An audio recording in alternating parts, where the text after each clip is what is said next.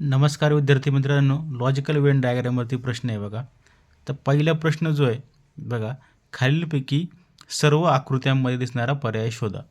तर त्याच्यामध्ये A option आहे, बी ऑप्शन आहे, सी ऑप्शन आहे आणि डी ऑप्शन आहे. वेगवेगळे ऑप्शन आहेत. ए ऑप्शन आहे 2, बी ऑप्शन आहे 5 आणि सी ऑप्शन आहे 9 आणि डी ऑप्शन आहे यापैकी नाही. तर आपल्याला काय शोधायचं की या खालीलपैकी सर्व आकृत्यांमध्ये दिसणारा पर्याय शोधायचा आहे. सर्व आकृत्यांमध्ये दिसणारा पर्याय आपल्याला शोधायचा आहे. मग आता 2 आपल्याला सर्व आकृत्यांमध्ये दिसते बघा. 2 हा संख्या जी आहे ती आपल्याला सर्व आकृत्यांमध्ये दिसते. ती त्रिकोणामध्ये पण आहे, नंतर सर्कलमध्ये पण आहे आणि आयतामध्ये सुद्धा आहे. मग ऑप्शन ए आपल्याला बरोबर आहे. ऑप्शन ए बरोबर आहे. ऑप्शन एक आहे 2. मग आता दुसरा नंबरचा प्रश्न बघा, खालीलपैकी 2 आकृत्यांमध्ये दिसणारा पर्याय शोधा. म्हणजे आपल्याला काय शोधायचं आहे की जे ऑप्शन आहेत, जे खालीलपैकी जे ऑप्शन आहेत त्यांच्यामध्ये फक्त 2 आकृत्यांमध्ये दिसणारे पर्याय आपल्याला शोधायचे आहेत.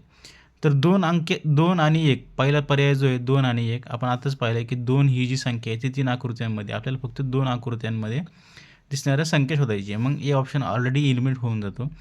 नंतर बी ऑप्शन बघा, 5 ही जी संख्या आहे ही त्रिकोणामध्ये आणि तुम्हाला वर्तुळामध्ये दिसते, म्हणजे 5 बरोबर आहे. नंतर 1 हा जो अंक आहे तो तुम्हाला इथं आयतामध्ये दिसतोय आणि ट्रायंगलमध्ये सुद्धा दिसतोय. म्हणून बी हा ऑप्शन तुम्हाला इथं बरोबर दिसेल. आता तिसऱ्या नंबरचा प्रश्न आहे बघा, फक्त त्रिकोणामध्ये दिसणारा अंक शोधायचा आहे आपल्याला. फक्त त्रिकोणामध्ये दिसणारा अंक. मग असा कोणता अंक आहे? त्रिकोणामध्ये बाकीचे सुद्धा अंक आहेत, जसे 5 असेल, नंतर 2 आहे, नंतर 1 आहे. 9 हा जो अंक आहे फक्त त्रिकोणामध्ये आपल्याला दिसते, म्हणजे पर्याय क्रमांक 4 आपलं बरोबर आहे. 9 हे त्याचं उत्तर आहे.